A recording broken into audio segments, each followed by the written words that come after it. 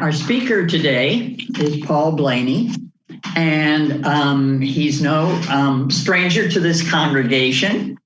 Most of you know that Paul served for years on the faculty of Emory and Henry, teaching psychology, and is also an excellent musician and a lover of Bach and other classical music, and always brings us a very good message.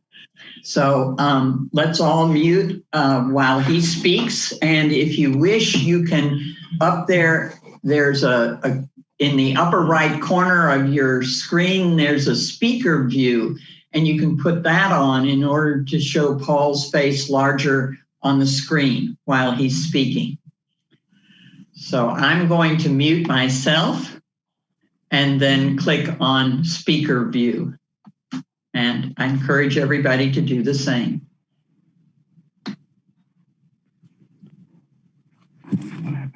Shall I begin? I was scheduled to speak at the UU on March 15th, but as you'll recall, our last proper service was March 8th. The topic was to be sex, but I was always taught growing up that sex should be put off till later. So I'm saving that message for when we are back elbow bumping at the church, and today's topic is instead loss. Mostly I'll just share a few anecdotes and related thoughts. First, a couple of personal experiences, both of which date to 1972. Only twice in my life have I awakened from sleep in an overwhelming emotional state, and both were that year. The first was the morning that I was to defend, of the day when I was to defend my doctoral dissertation. And the anguish with which I awoke really caught me by surprise. I soon realized that it was all about the fact that the dissertation defense marked the final end of my status as a student and more broadly as a child. The loss that I was grieving in my sleep was purely symbolic, the loss of childhood. I was not a child. I was 26 and I had long been taking on grown-up responsibilities, but still, that morning in 1972, I woke up in a state of mourning. The second time was later that year, a few weeks before Nancy and I married. And this time, I awoke in a state of panic. And in my half-awake state, I was thinking, I can't go through with this marriage. We might settle into a nice life together. Then after a few years or a few decades, she might die, and I just can't risk that happening. Again, once I awoke fully, I pulled myself together, and I decided that it would be stupid to end something as a way of dealing with the fear that it would end. There's some lessons here. Loss, mourning, grief can run very, very deep within our minds and souls, even when the losses are more symbolic than real, even in the context of good news like earning an important credential or getting married. But there are, of course, real losses as well, ones that you can't shake off merely by waking up and talking yourself through it. So the first real loss to talk about is the loss of one's life, otherwise known as death. Let me start with some words from Woody Allen, and I quote, "I don't want to achieve immortality through my work. I want to achieve immortality through not dying. I don't want to live on in the hearts of my countrymen. I want to live on in my apartment." Well, sorry, Woody, you're nearly 85 now, so even if you live to be 120, you have only 35 years left. After a point, any immortality you have will be because of your deeds and your misdeeds. The most memorable thing I've heard on mortality actually came from our UU pulpit in comments that Barbara Kingsolver made 10 or 15 years ago in an observation which, as she noted, was not original with her. It's basically a simple question, and I'm stating that question in my own words now.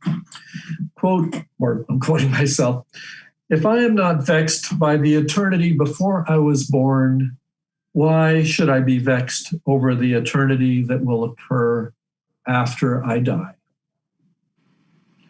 Now, admittedly, I would like to live a long and healthy life. For that matter, I'd like to attend my children's own 75th birthday parties around the middle of the century, but it's not going to happen. I'd also like to drop in on my parents when they're first getting to know each other, but that's not going to happen either, since that was around 1930, 15 years before I was born. We miss out on a lot of things that happen both before and after we're alive.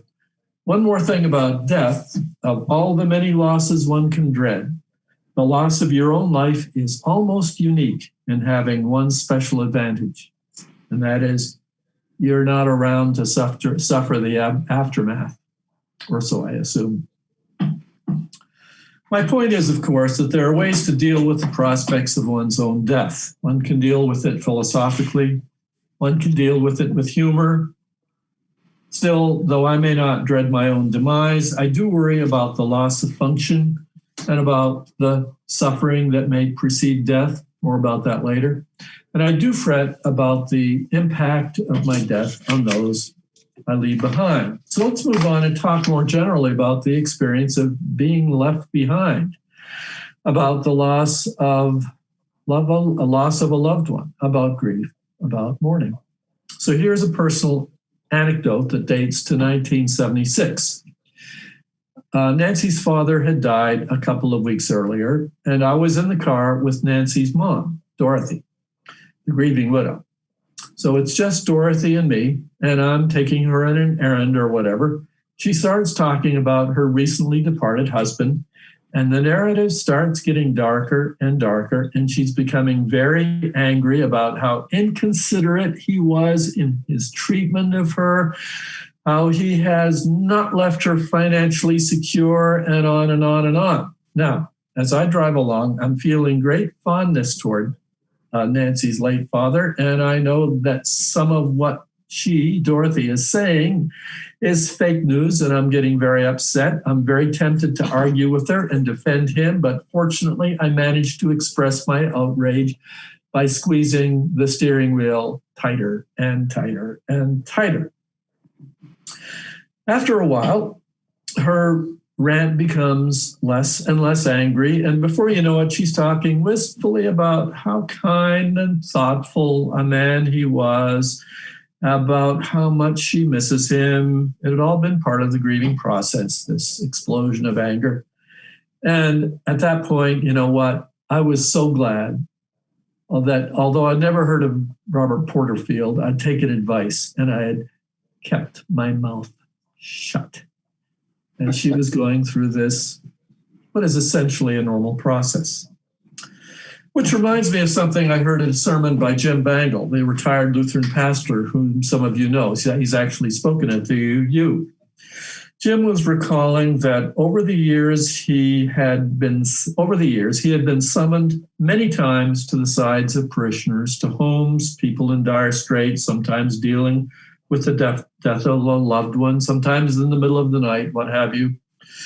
And Jim said that people, when he would come, would always thank him, and afterward they would thank him. But when they did, they weren't thanking him for his wise words or for his clerical hocus pocus. What they said was, "Thank you for coming. Thank you for being with us." And another story from the pulpit, told by the pastor of the very first church Nancy and I belonged to in Florida. His name was Dick Baylor. And as he neared retirement, he recounted an experience from his first months as a pastor, probably 50 years earlier. He found himself ministering to a very elderly church member who was obviously in her final hours of life on earth. He was trying to say appropriate things, but it was just out of seminary. He was just out of seminary, and he was way over his head. So he was relieved when the woman broke in and said very sweetly, "Young man, just tell me about the everlasting arms." That phrase, everlasting arms, actually shows up a couple of times in the Old Testament, but most people just know it from the hymn, for which the chorus is, feel free to join in with me, leaning, leaning, safe and secure from all alarms, leaning, leaning, I'm leaning on the everlasting arms. On the basis of my experience as a church organist, I can tell you that it is a Southwest Virginia funeral favorite. In the face of loss, people like to be reminded of something that is everlasting. I, for one, do not second guess or disparage the comfort that may come from a song, which is, in essence, about a zone of existence in which abandonment is not an option, not a threat. Back to grief and mourning. Deaths aren't the only interpersonal losses. People move away, they drift apart. Most of us have seen betrayal close at hand at some point in our lives. Intense loving can mutate into intense loathing. And of course, there are losses that are not interpersonal. I mentioned that pastor, Dick Baylor. He was a particularly irreverent reverend, and on more than one occasion, as his retirement approached, when he was preaching, he would forget a word or a name or whatever in a sermon. And in frustration, as he stumbled, he would say, memory, it's the second thing to go, leaving his audience to imagine what the first thing to go was as he got older. He was bald, so no doubt the first thing came to people's minds was loss of hair. But anyway, yes, memory loss, that's a big one. Probably obvious that my focus today is not entirely unrelated to my own stage of life. Nancy and I are both quite healthy, but in the past couple of decades, we have both had conditions that would have been perilous to people our age in all generations before ours, but for which a straightforward intervention had come along recently. Our timing has been good, as has yours, at least until this year, right? I'm reminded of a conversation in our UU sanctuary about a dozen years ago. Bob Hill and I were chatting after service, and with a twinkle in his eye, he told me that he had had a, quote, routine MI in the prior couple of weeks. What? I said, a routine MI? A run-of-the-mill heart attack? Yes. Well, Bob was minimizing just a bit, but he lived at a point in human history when his crisis could be dealt with. Nice to have you with us today, Bob. And here's another story of someone who was within our congregation at the time, now lives in Charlottesville, and also is a person of my generation and of that of many of you. Her name is Suzanne Reed. And as you know, many of you know, she lost an entire leg. It was amputated to save her life. She too enjoys a fulfilling life today. And as with Bob, one of her ways of dealing with it has included humor. Her son, my favorite example, her son suggested that she have a T-shirt made up on which the words were written. You know, here she is, a person obviously without one leg, just lost a leg. The T-shirt would read, "Lose weight fast. Let me tell you how." Right? So I don't think she actually had such a T-shirt made, but the joy that the suggestion gave her was certainly part of her recovery, not to mention the kindness of her son in coming up with such a brilliant idea that was so well suited to his mother's sense of humor. There are losses also that have to do with the landscape of one's world. I could get into environmental losses, but won't go there today. I'm thinking at the moment of the fact that for the past 15 years, Nancy, we have lived in our present house. A family with 4, then 5, then 6, 2, then 3, then 4 children lived across the street from us. We were accustomed to seeing the constant coming and going. Then earlier this year, they moved out and the house fell vacant for a while. Given that we were not super close to those neighbors, it surprised us how much we missed their presence. And we realized that it would have been a major loss if their departure had been part of a general depopulation of our area, and if we doubted that their house would ever be again occupied. It would be terrible to watch a community die around you, especially if you're at our age. So back to the very personal losses. Persons my age are more likely to lose lifelong spouses, companions, and dear friends. It's not just death that's at stake here. Among our very long-term, very dear friends are two couples, one in Austin, the other in Miami, in which one of the spouses is a few years into dementia. In both cases, the disabled person experiences the frustration and embarrassment of the loss of self, and the spouse experiences the loss of companionship, freedom, not to mention reliable help around the house. Another age-related issue. When others see your wrinkled face and hear your wavering voice and notice your unsteady gait, they tend to take you a little bit less seriously. It's a common bias. Being treated that way can be a painful loss if being taken seriously has long been central to your identity. It's certainly part of mine. However, I should not complain too bitterly if and when I bear the brunt of this kind of bias, and if not being taken seriously is something that persons are imposing on me, because that kind of experience is often experienced by people other than white males from cradle to grave. Sometimes one person's excruciating loss can be one person's normal everyday life. Some losses are truly tragic, though, and those that are tragic have come up with a list of what I see as being the most tragic losses. First is when the loss comes relatively early in your life and it casts a dark shadow over your sense that the world is a safe place in which to live. Another is when the loss is one for which you feel a sense of responsibility. For example, if you're fired, this may cause you to doubt your own self-worth, limit your ability to contribute to your family, whatever. Another is when the normal processes of leave-taking and grieving are disrupted. For example, when someone dies alone on a ventilator and you can't even hug his widow afterward, something that's happened thousands of times this year. Most people are not used to, but this year it's happening. Another is when the loss of loved one is accompanied by financial devastation, also not uncommon. Or when your loss pertains to some aspect of you that is central to who you are, which I mentioned a minute ago. And regarding it, I wrote Suzanne Reed to tell her that I'd be mentioning your loss of a leg to you. And her reply was very interesting. She said it wasn't a massive loss at all. She hadn't had to grieve over her leg. Why?